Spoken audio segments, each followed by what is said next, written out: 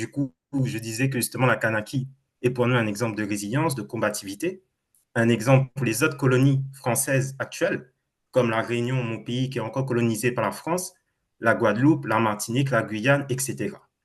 Donc, c'est pour ça que nous, Kaubuntu, pour faire une présentation brève de Kaubuntu, on est une organisation panafricaniste et indépendantiste réunionnaise. Nous avons quatre grands objectifs. Premièrement, activer la conscience historique et politique de notre peuple. Deuxièmement, défendre le droit à l'autodétermination des peuples africains et afro-descendants. Troisièmement, nous nous battons pour l'indépendance de notre pays, la Réunion. Et quatrièmement, nous nous battons également pour la mise en place de l'unité africaine, des États-Unis d'Afrique, comme le voulait Thomas Sankara, Lumumba, etc.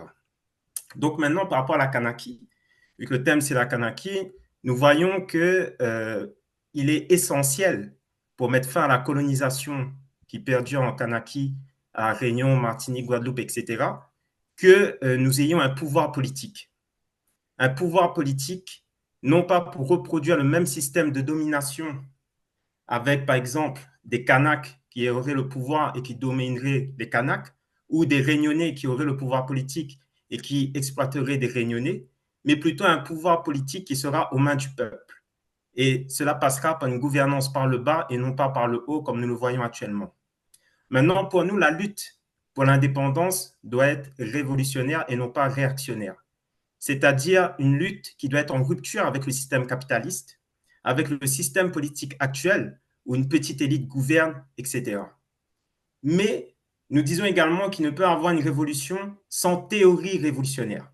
D'où l'importance en tant que militant indépendantiste de la Réunion, ou bien même de la Kanaki ou de la Guadeloupe, de diffuser nos idées politiques, d'élaborer un projet politique, économique et social pour nos pays. Et cela passe par la sensibilisation des nôtres. Et ce travail de sensibilisation, comme nous l'avons vu, a été fait par les Kanaks qui, justement, ont pu diffuser et sensibiliser leur peuple sur la question de l'indépendance et de l'anticolonialisme. Et à travers ça, ils ont pu mobiliser leur population et cela s'est fait à travers, justement, l'activation d'une conscience historique et politique de leur peuple. Ce qui fait qu'aujourd'hui, ils se battent encore pour leur autodétermination et c'est pour ça que nous disons que c'est un exemple pour nous dans cette lutte pour l'indépendance. Maintenant, par rapport à l'île de la Réunion, qui est encore une colonie française, nous disons qu'il est nécessaire que nous en tant qu'indépendantistes, que nous faisons un travail pour diffuser ces idées-là par tous les moyens nécessaires, en allant parler avec les gens sur le terrain, diffuser des contenus sur les réseaux sociaux, participer aux élections locales, etc.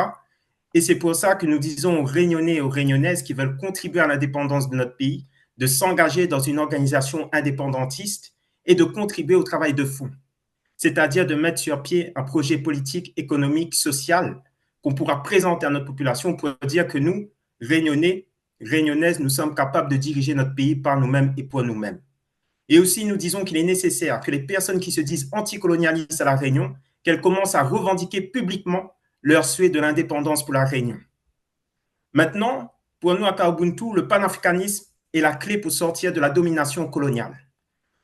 Et pour nous, l'unité africaine se fera étape par étape, comme justement l'a théorisé Julius Nyerere. C'est-à-dire que ce panafricanisme se fera d'abord à l'échelle régionale avant de se faire à l'échelle continentale. Raison pour laquelle Kaubuntu a inventé le concept d'Afrocéanie. L'Afrocéanie qui est un concept prônant l'unité des pays africains de la région de l'océan Indien, qui sont la Réunion, Maurice, Madagascar, Seychelles, Comores, Tanzanie, Mozambique, Afrique du Sud. Le but, à travers l'Afrocéanie, c'est de mettre en place une unité à travers une confédération ou une fédération de ces pays. Ainsi, nous disons que la souveraineté de nos pays passera par une mobilisation du peuple sous différentes formes pour arracher son indépendance réelle. Puisque, comme l'a dit Sankara, une jeunesse mobilisée est dangereuse, une jeunesse mobilisée est plus puissante qu'une bombe atomique. Donc, pour résumer, pour finir, nous disons que c'est bien justement de connaître l'histoire et c'est essentiel de connaître son histoire, etc. Mais maintenant, il est temps que nous mettons en place un projet politique, économique, un projet viable pour nos différents pays et que nous partons à la conquête du pouvoir politique au sein de nos pays pour pouvoir appliquer concrètement les idées du panafricanisme. Et cela passera par une lutte acharnée afin d'arracher notre liberté, notre souveraineté.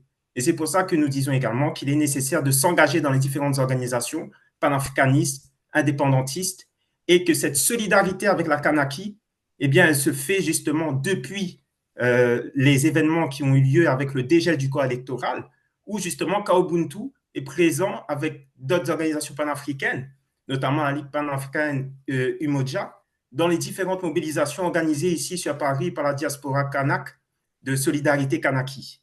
Et donc, ça passe par les mobilisations, les manifestations, la sensibilisation, diffuser les idées à travers les différents moyens qui sont à notre disposition, parce que justement, on ne pourra pas mener ce combat si on n'a pas le peuple des Yanou.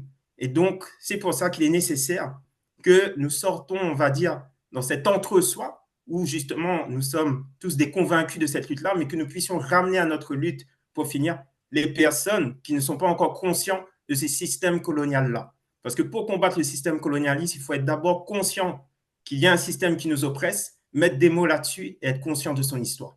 Donc voilà ce que j'avais à dire. Force et courage au peuple kanak. Et je pense qu'il est nécessaire, comme c'est fait aujourd'hui, de continuer ce type d'initiative parce que justement, nous ne devons pas attendre qu'il y ait du sang qui coule, par exemple en Kanaki ou en Guadeloupe ou à La Réunion ou en Guyane, pour que justement tout le monde s'intéresse aux luttes de décolonisation et d'indépendance de nos pays. Donc voilà ce que j'avais à dire. Merci. Merci beaucoup, Romain Katambara de Kaobuntu. Merci à vous pour votre intervention.